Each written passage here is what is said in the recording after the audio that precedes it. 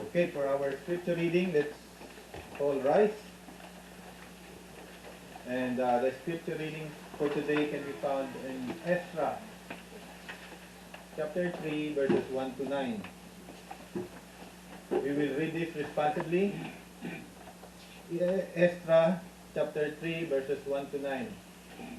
And when the 7th month had come, and the children of Israel were in the cities, the people gathered together as one man to Jerusalem.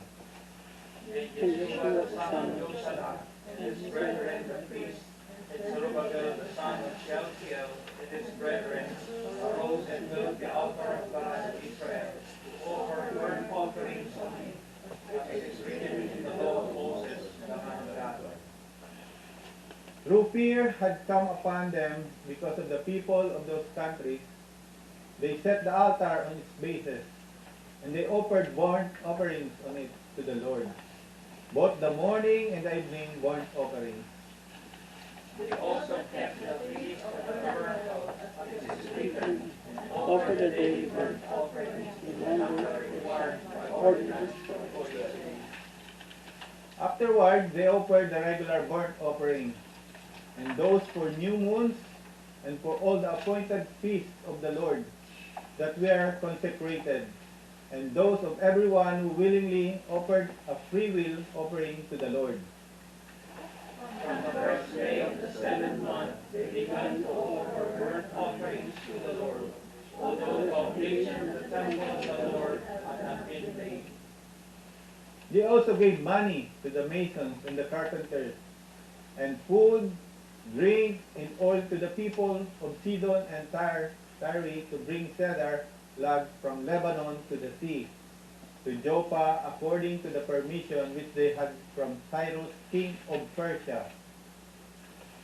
Now in the 2nd month of the 2nd year of their coming to the house of God at Jerusalem, Zerubbabel the son of Shealtiel, Yeshua the son of Josadak, and the rest of their brethren, the priests and the Levites, and all those who had come out of the captivity to Jerusalem, began work and appointed the Levites from 20 years old and above to oversee the work of the house of the Lord. Altogether, Then Yeshua the son of Gadiel with his sons, and the sons of Judah, Arose as one to oversee oversee the the work working of the house of God, the sons of Judah, with their sons and their brethren. may God bless the reading of His Word. You may now be seated. And Pastor Vince will deliver the message to us.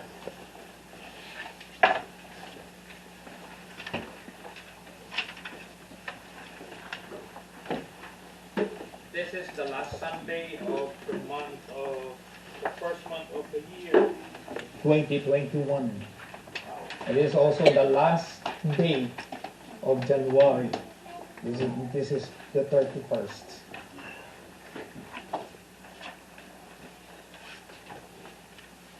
The message that I'll be sharing with this morning is about how to start all over again. In the book of Philippians, Paul the Apostle said this, one thing, he said, in the New Testament, he said, but one thing I do, forgetting what lies behind. For us to move forward, to start a new one, to start a new beginning, Paul is saying you have to forget what lies behind. What are those things that lies behind? Maybe his success in the ministry that he's doing, because a lot of people come to the saving knowledge of Jesus because of his missionary work. He came to a school just like Harvard or Princeton. He was educated in the University of Gamaliel. He's a very educated person. In fact, Saul is a lawyer by profession. He said, I forget everything behind me. Because the things, all the success, my accomplishment in the past, could stop me from pursuing my career, my calling. But he said, and straining toward what is ahead. And verse 13, chapter 3 of Philippians said, I press on toward the goal to win the prize for which God has called me heavenward in Christ Jesus. To begin anew, I have this one thing in my heart, and my desire is to go forward, to go for it, that goal, the calling of God. Because there is a prize, there is a reward after fulfilling what God has called us to do. So today, brethren, the Bible is telling us that God's priority must be our priority. If we want the church of the Lord to continue, let us be a people of God that is honoring church, that is God-honoring people. We have seen the growth of this church. After seeing this, after 3 years, what happened? What has the church becoming? We grow a little bit, then stop, then plateau, stagnate, and going down. So the book of Ezra this morning is to awaken us, to challenge us, to bring us an awakening spirit, so that we could start rebuilding again God's church. The question is, how should we start all over again in rebuilding God's church? It starts with a renewed dedication. In chapter 1, to start all over again, it must start with a renewed dedication. And Ezra chapter 1 verse 5 said, Then the heads of the fathers' houses of Judah and Benjamin, and the priests and the Levites with all whose spirit God had moved, whose heart the Lord has moved. What happened to those whose heart the Lord has moved? Rose up all together and build the house of the Lord which is in Jerusalem. To understand the context of this book of Ezra is, in 539 BC, the king of Persia by the name of Cyrus defeated the king of Babylon in battle. So Persia in our time is known as the modern city of Iraq. And Babylon is known as the modern city of the one is Persia is Iran, and Iraq is the Babylon in our time. So what happened here, after 70 years have passed, because the Lord told them, you will be exiled in Babylon. You have to come with them, because it will be good for you if you come with them. If you remain here in Jerusalem, it will not be good for you, so you have to go there.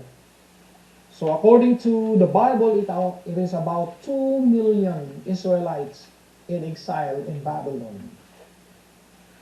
But when the king of Persia, King Cyrus, defeated the Babylon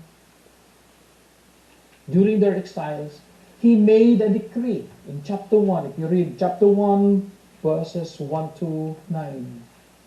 He made a decree that allowing the Israelites to go back to their own country, Jerusalem, for what purpose?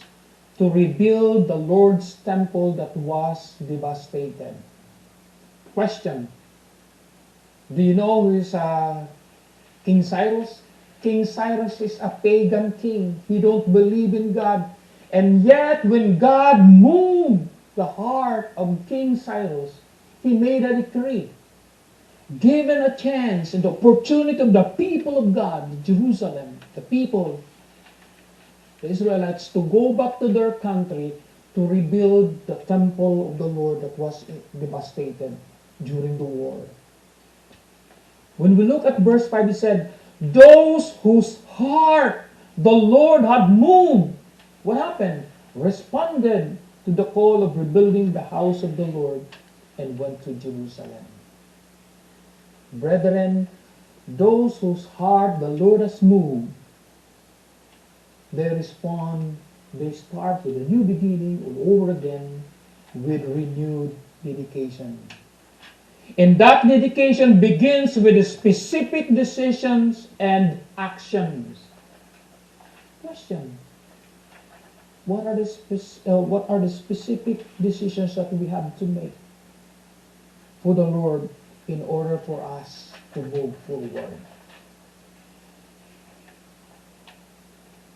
As the challenge for us as we begin our praise and worship this morning, and it is true, and I admit that a lot of believers today in our time are drifting away. You cannot distinguish the believers from the others. It's all the same.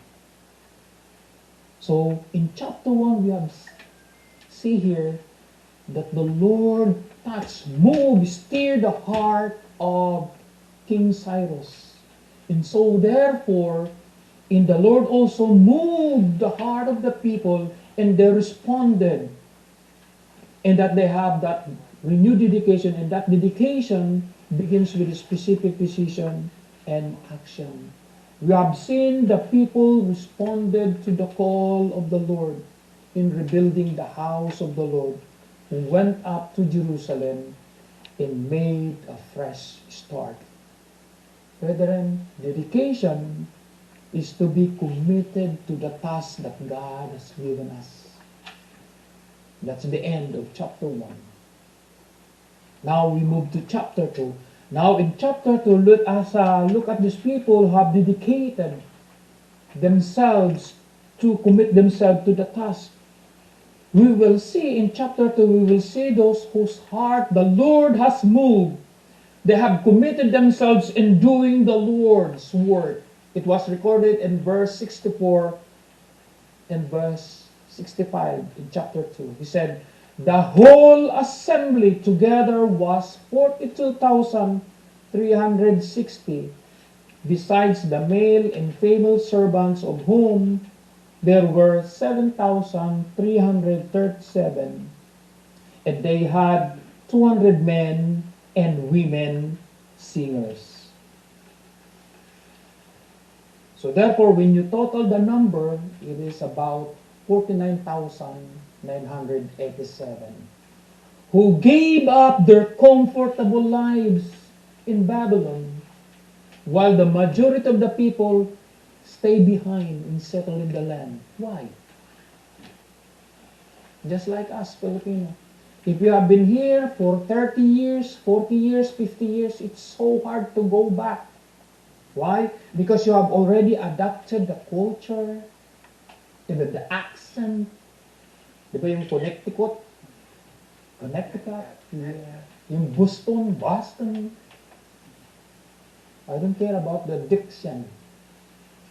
But we are saying that we, the people of God, already adopted the system, the ideology, the culture of the Babylonian. That's why only 49,987 responded out of 2 million. So to start all over again, those whose heart the Lord has moved, they have renewed dedication. And that dedication started with specific decision and action. Now, how do we measure our commitment, our dedication to the Lord? To measure your dedication and my dedication is based on our response to do God's call, God's will. Why? Think about this. The temple is in total ruin. Nothing standing there except all the rubbles. Okay? So they had to measure the dedication of the people is based on their response. Because the task of rebuilding the temple will not be an easy one. You have to put a wall surrounding the city of Jerusalem. Because the The city and the temple are in total ruins. The same as doing the work of the Lord. Okay? Especially the so-called the new developing church. It is not an easy work. Why? First, you have to think about finances. Will your money be able to support the Lord's work? That's the first question. Do you have enough people to work, to rally behind you, that they have their total commitment, dedication in doing the work? Will the people give their time? Are they willing to sacrifice? If not, nothing will happen. And they are seeing the work of the Lord was so enormous. And they are faced with resistance, opposition from within and from without, from the outside. But they will never be stopped from doing the Lord's work because they knew that they are the renewed dedication, commitment. And they are responding to the call of God. And let me repeat again in verse 5 of chapter 1. He said, those whose heart God has moved responded to the call of rebuilding the house of the Lord and went to Jerusalem. Question. Have you ever felt the prompting of the Holy Spirit in your heart? Have you feel the touch of God in your heart? That's a question.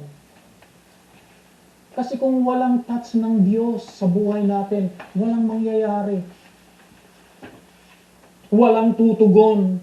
But if you really feel the touching of the Lord, the moving of God in your heart, then you will move and respond according to His will. Kaya pagpunta mo sa church, you're alert. You're willing to listen to what the Spirit of the Lord is saying to His church. Brethren, each and every one of us need to be mindful about what will be our responses to the challenge given in building God's kingdom work in the church. Lahat po tayo kailangang tumugon. All of us has to respond in building God's kingdom. I just want to remind you about the message of Pastor Palacios. It's so encouraging, but at the same time, so challenging, so touching. And this is what he shared with us. You know, he talked about the first Christmas and the second Christmas. The first Christmas, Jesus came as a Savior of the world. According to Matthew 1, verse 21, He came to save His people from their sin. The first coming of Jesus, the first Christmas, He is the Savior of the world. And those people who put their trust in Him will be saved. And then in the second Christmas, Christ will come not as a Savior anymore, but a judge.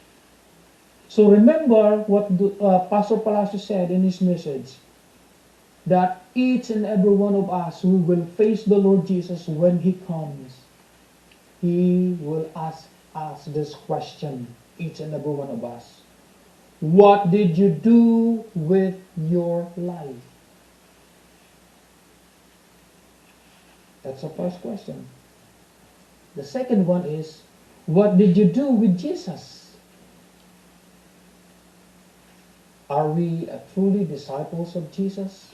And Pastor Palacios mentioned that our judgment will depend on each of our responses.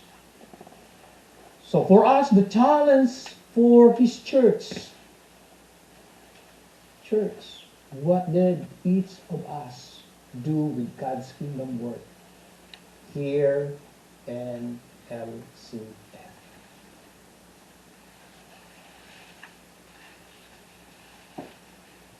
You know what? I heard this so many times in the Southern Baptist Convention that the only place in New Jersey that they have no Southern Baptist church is Rahway. And nowadays they are preparing to send a missionary to start a work here in this area. For me, that is good. But it is also a challenge for us. What did each and every one of us do with God's kingdom work here in Broadway? Do you know what is God's will for all churches all over the world? God's will for every church all over the world is to grow, not to plateau, not to decline, not to stagnate.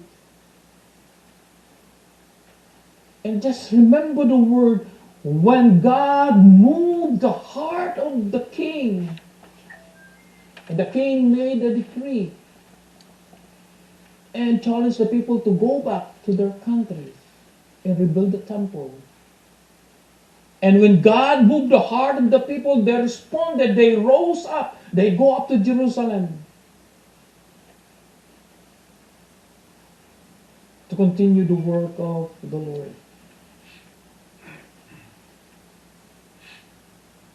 So Pastor Palacio said, and he continued, that our judgment, let me repeat that, will depend on each of our responses. Now, in chapter 3, verse 1, take note how the people responded and gathered together as one man to Jerusalem. What does it mean when they rose up as one man to Jerusalem? It means the book of Ezra is teaching us that it had unity of mind. They have unity of heart and will. Let me clear that. When the Bible said they have unity of mind, it means why God has to challenge our mind. It asks the question, who is truly your God? That's a question. Who is my God? Who is God to me? Who is God to you? Do you know Him? Or you just know about Him? Who is God to you? That is why He's appealing to our mind. And the next one, He appealing to our hearts. Why?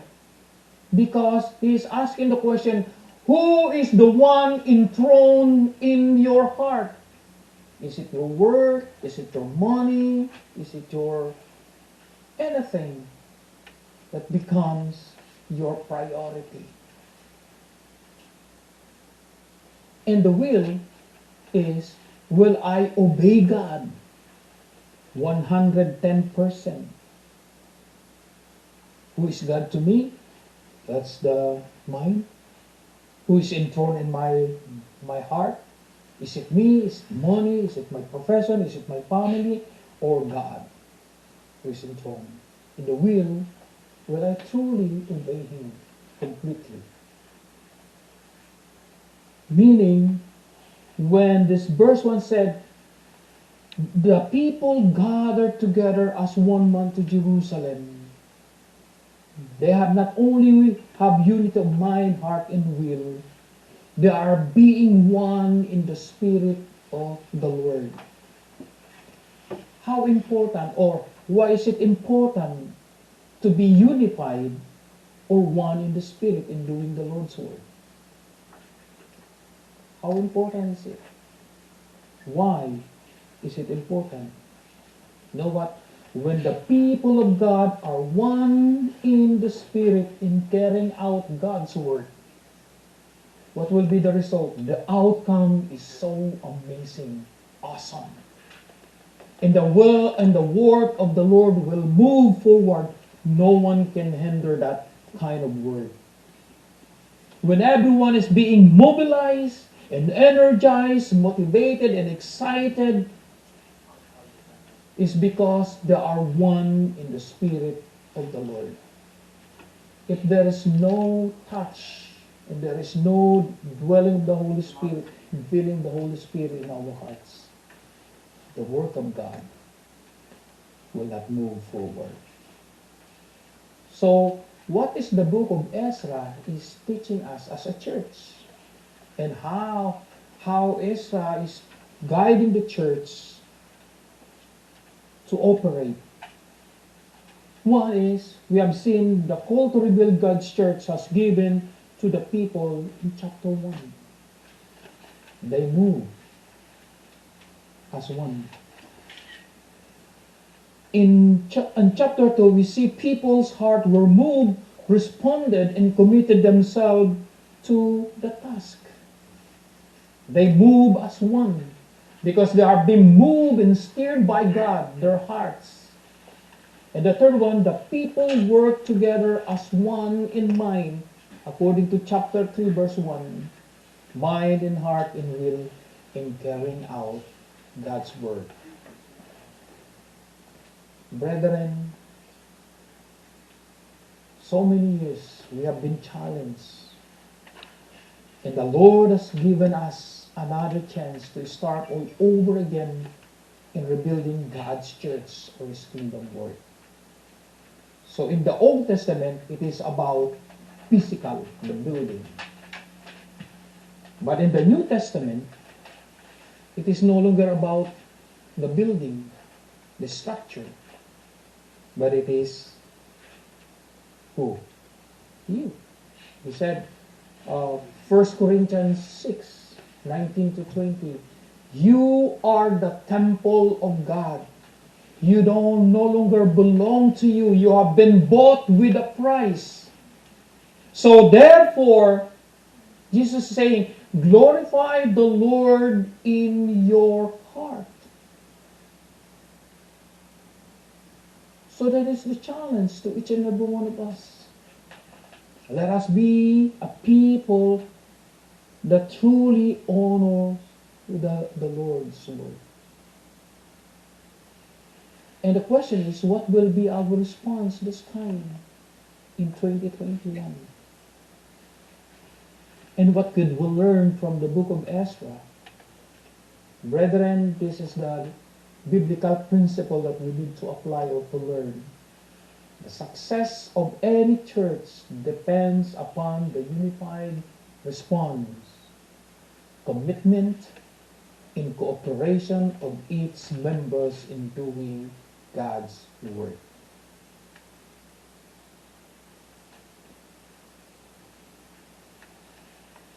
So brethren, the people, the heart that God knew, they have renewed dedication.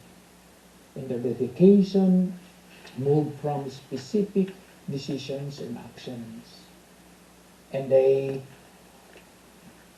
how do we measure their commitment and their dedication is by their response in doing the will of God. And the second point that I would like to stress here in chapter 3, verse 2 and 3 is to start all over again, to begin anew, to start a new beginning. Start over again by focusing on God. Let me read verse 2 and 3. Then Jeshua, the son of Josadak, and his brethren the priests, and Zerubbabel, the son of Shealtiel, and his brethren, arose and built the altar of the God of Israel, to offer burnt offerings on it, as it is written in the law of Moses, the man of God. Verse 3, they set the altar on its bases, and they offer burnt offerings to it to the Lord, both the morning and evening burnt offering. Question. The king made a decree that they have to go up to Jerusalem for what? For what purpose?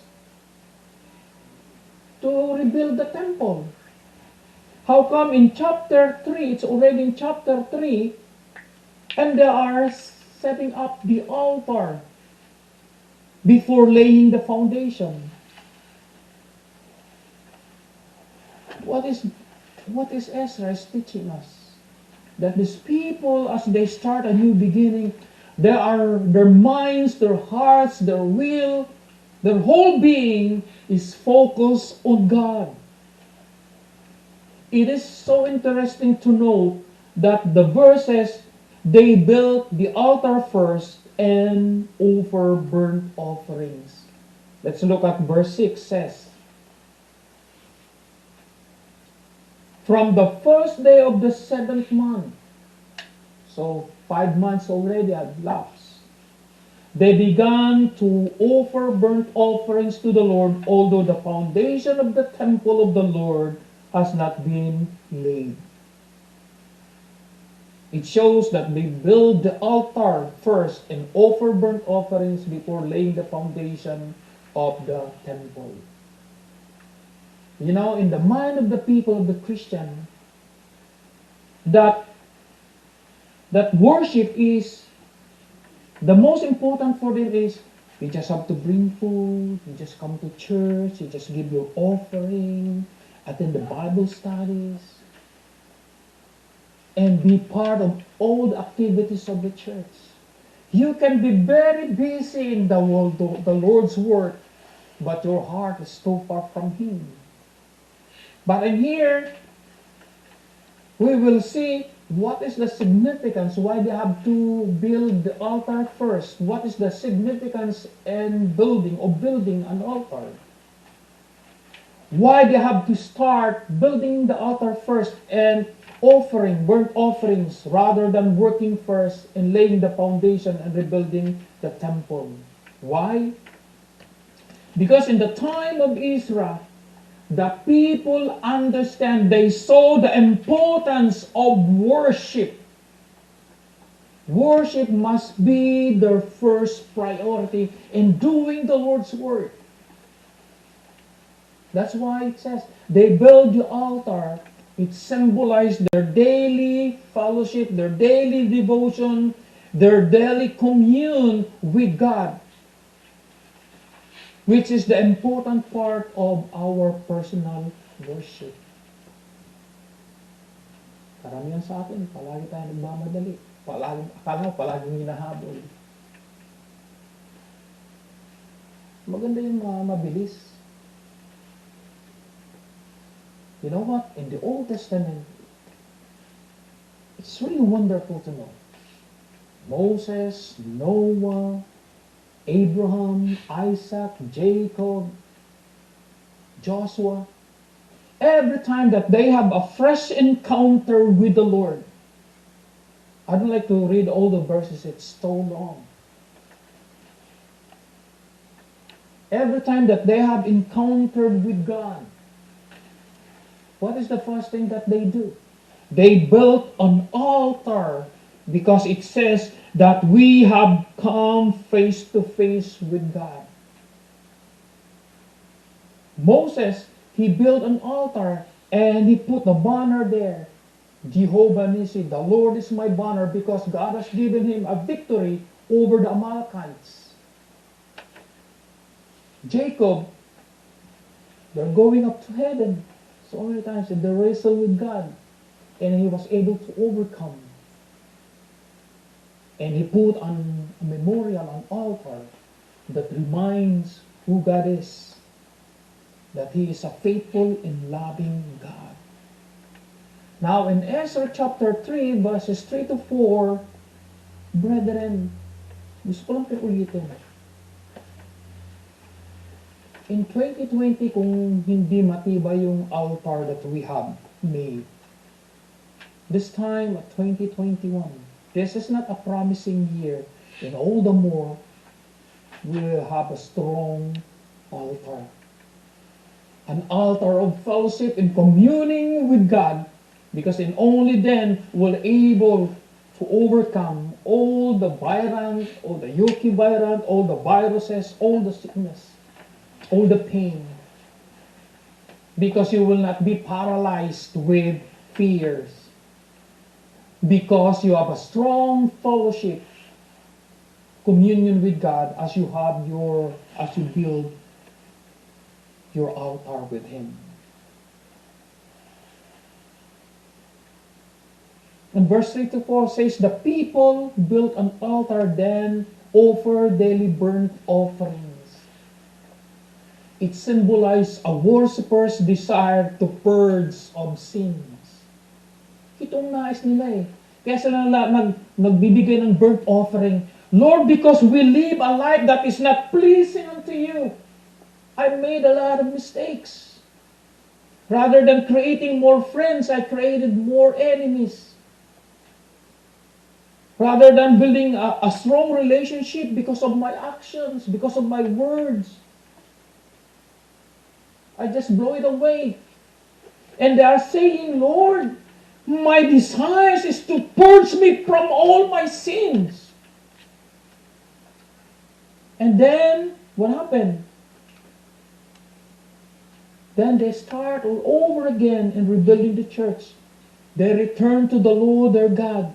It means returning with a new heart, signifying their sincere repentance. Question: how will you know that the people at the time of Israel, they have a sincere repentance?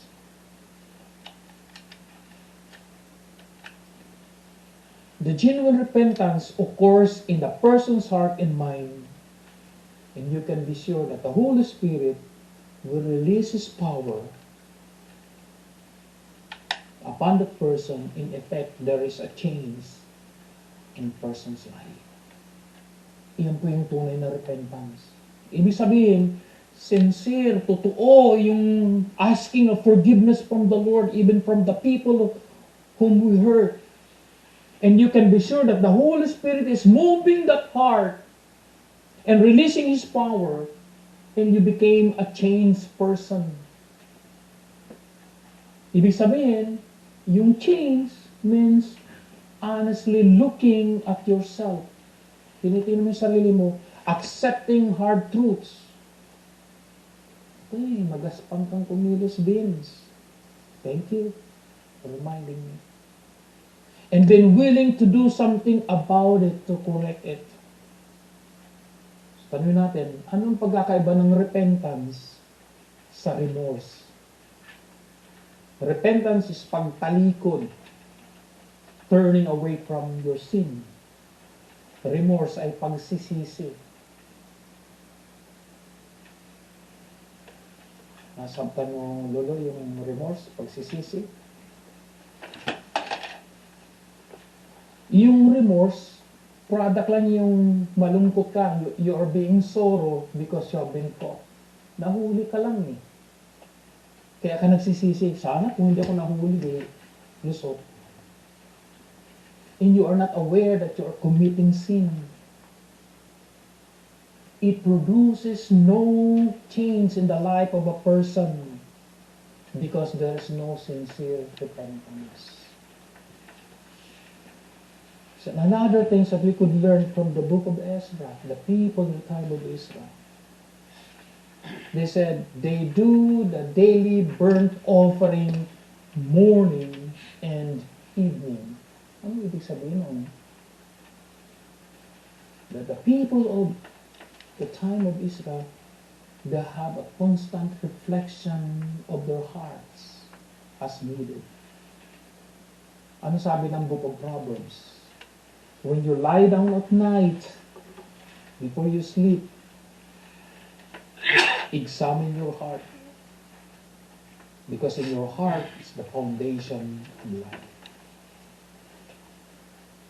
Dito lahat yung issue ng buhay sa puso. Even Jesus said, out of the abundance of the heart of the people, the mouth speaks. If your heart is filled with anger, hindi ka lang pwede mag-hallelujah, praise the Lord. Yung P mo, ibang P. It will come out anger. So here, the people are saying, we have to reflect who God is, what God has done for us. Although we have been disciplined for 70 years in the land of Babylon, and yet God has given us success. Why do we have to have a reflection sa puso natin? Because our hearts connects with God and the people. Because your heart and my heart is always under attack. Because the devil will use all kinds of weapons to attack our hearts. So as we will not be moved to change and commit. Brethren, so simple. How do we apply the second point that I am sharing? Magkaroon tayo ng concrete change sa buhay natin. That we may have a true repentance, and there will be a real change in our life. It proves that our repentance is genuine or real.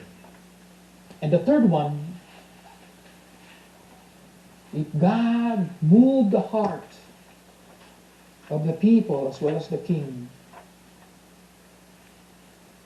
let's start all over again by resolving to obey God. You are resolved to obey the Lord. Look at verse 8, chapter 3. Now in the second month of the second year of their coming to the house of God at Jerusalem, Zerubbabel the son of Shealtiel, Jeshua the son of Josadak, and the rest of their brethren the priests and the Levites, and all those who had come out of the captivity to Jerusalem, began work and appointed the Levites from 20 years old and above to oversee the works of the house of the Lord.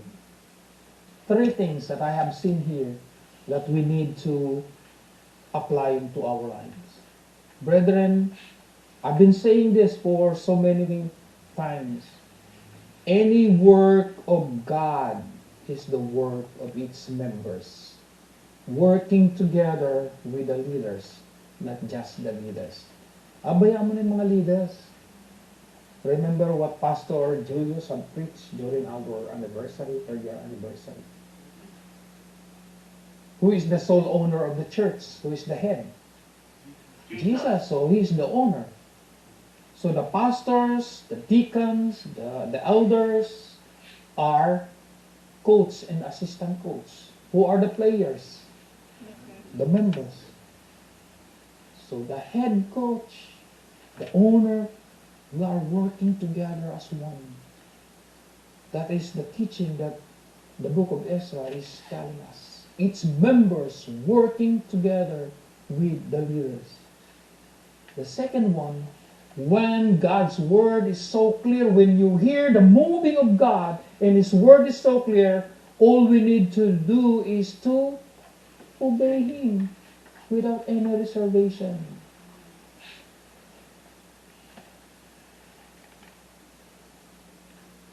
Ito yung question. Ba't ka pa babalik sa Pilipinas? Ang gulo-gulo sa Pilipinas. You know, the safest place that you are in is where God is calling you.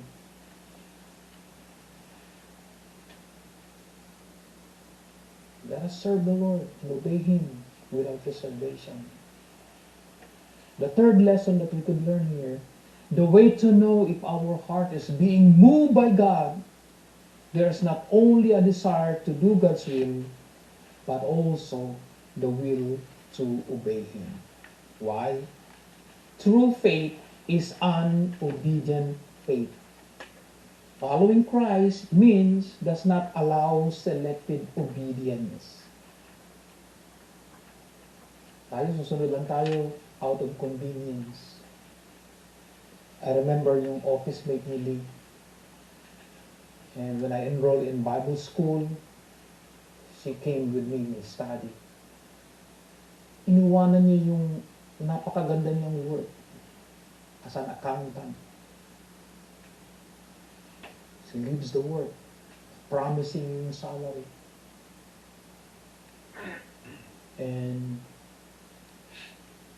study the Bible school. Then after that, so you will stay with us in Makati? No. The Lord is calling me precisely in Mindanao. What? Kung dito pa sa Amerika, are you crazy? Sabi, no. That is where the Lord is leading us. Among the churches, the Christ Gospel Fellowship, they are the most growing church. They have their own schools. They have their own outreaches. Another church is keep on growing. And Marley put up a school, and because she don't have any experience, so he studied an education. So she become a directress of the school. And my friend Godfrey is the pastor. They are growing. They are growing. He said, the only thing is, when you follow the Lord, you have no choice. Hindi ka pwedeng mamili. Sabi niya, karamihan sa mga Christians, kahit ikaw, you have a selective obedience.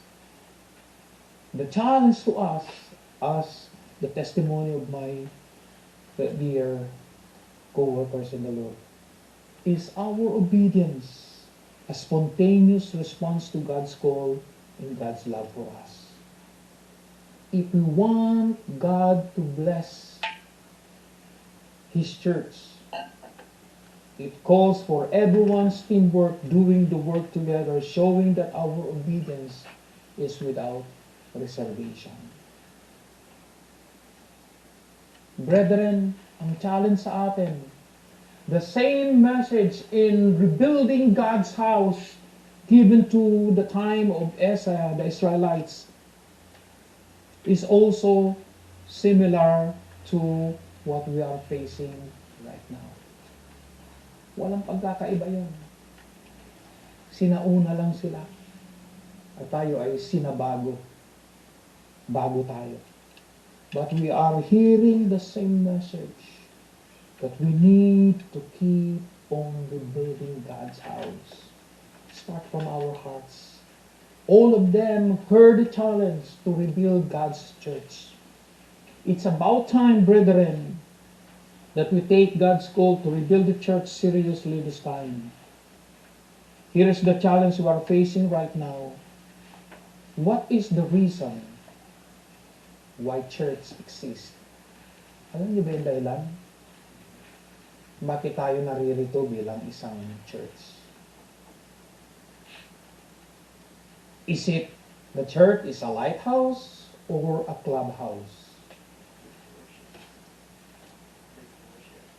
So the same question is, the two guys are talking to each other. They said, if you are a ship, a barko, what kind of barko you are? Sabi ng isa, I'm like a cruise ship. Why? Asked the second man. Because in the cruise ship, you just come in, you drink whatever you want, you eat a lot of food, you are being served.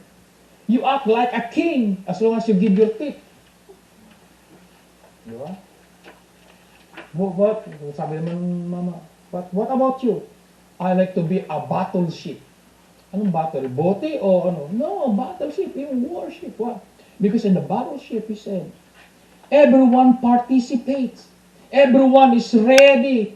Any eventuality, any war that they face, they are ready to pop. So everybody is serving each other. Everyone is protecting each other. So the same reason that I would like to bring into us this morning. The reason why this church exists, is it to be a lighthouse or a clubhouse?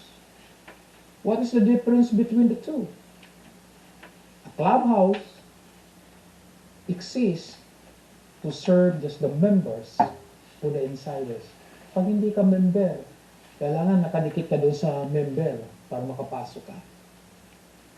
Where the members just come and they can gather every Sunday, every fellowship, then leave.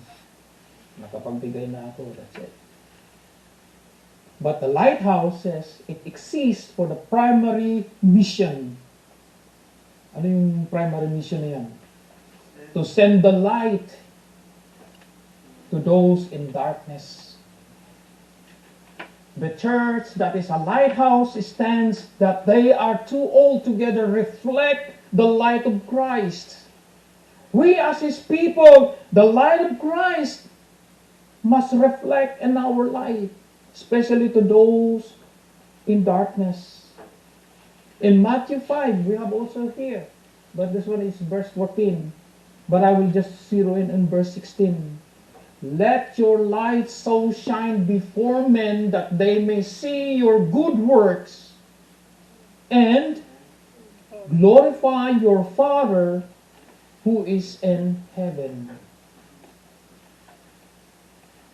Sabi po ng Word of God, a church is a lampstand in the light which the Christian community of believers shed to illuminate Jesus and bring Him glory.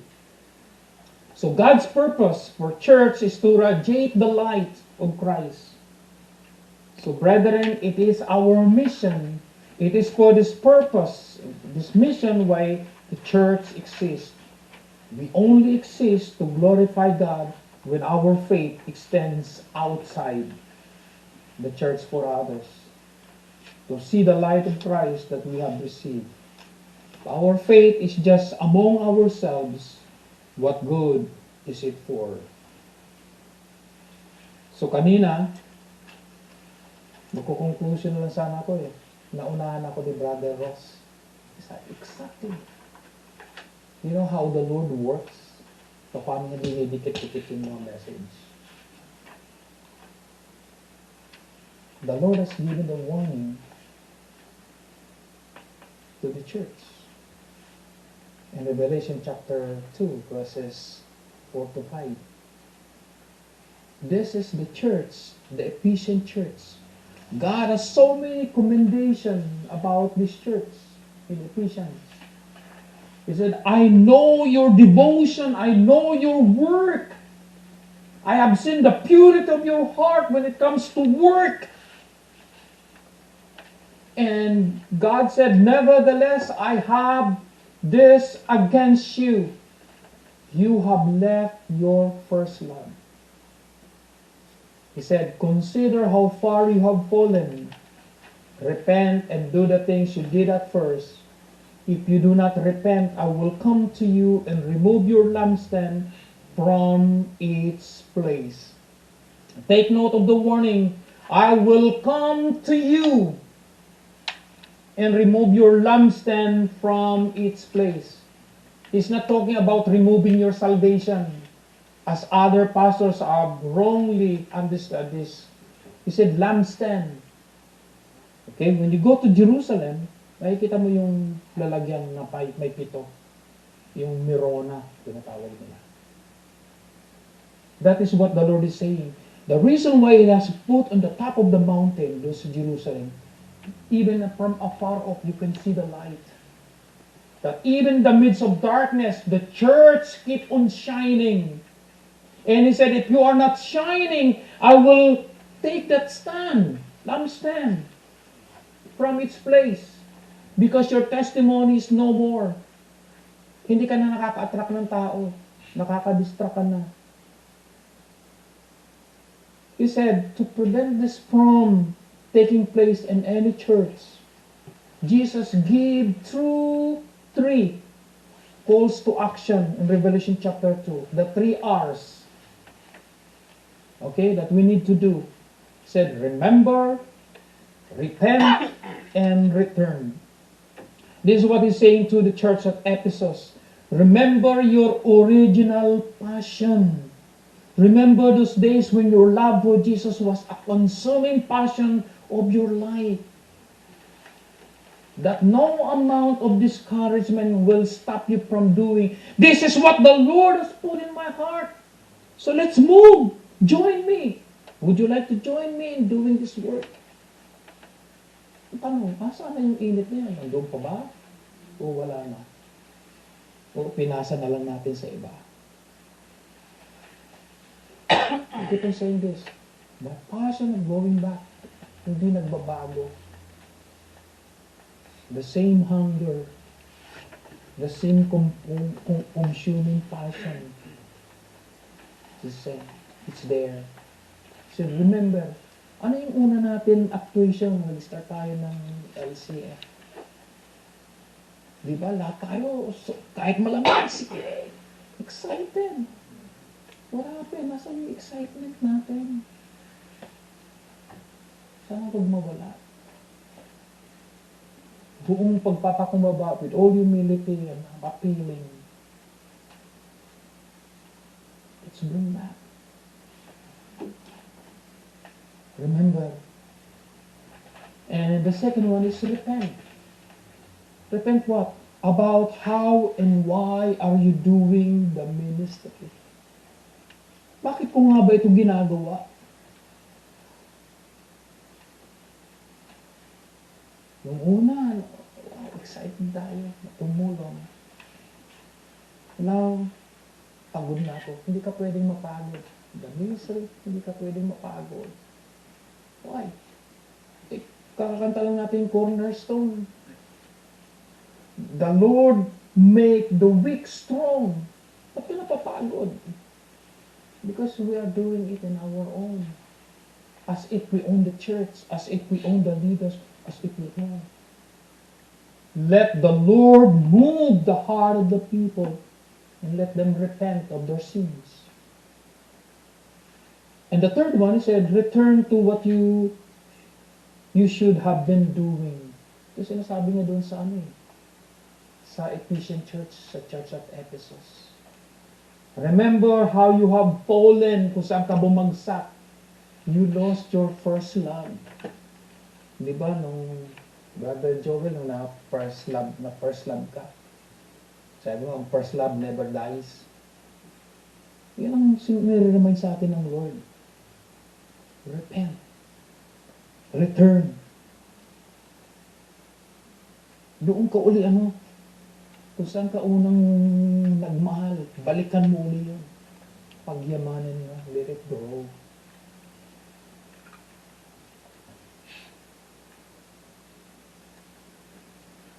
Brethren, if God moved the heart of the Israelites during the time of Israel,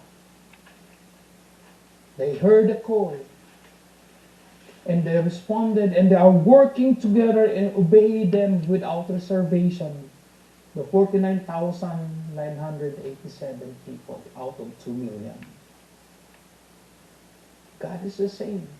The same God is calling the Life Christian Fellowship to work together in building God's kingdom work, to rebuild His church. I would like to end with this simple word. Are you up for the challenge in 2021?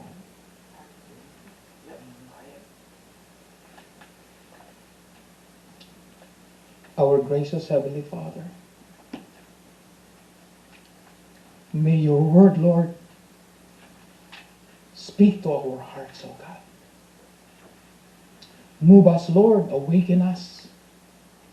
And one more time, Lord, we ask the working, the outpouring of your Spirit, Lord, upon our hearts.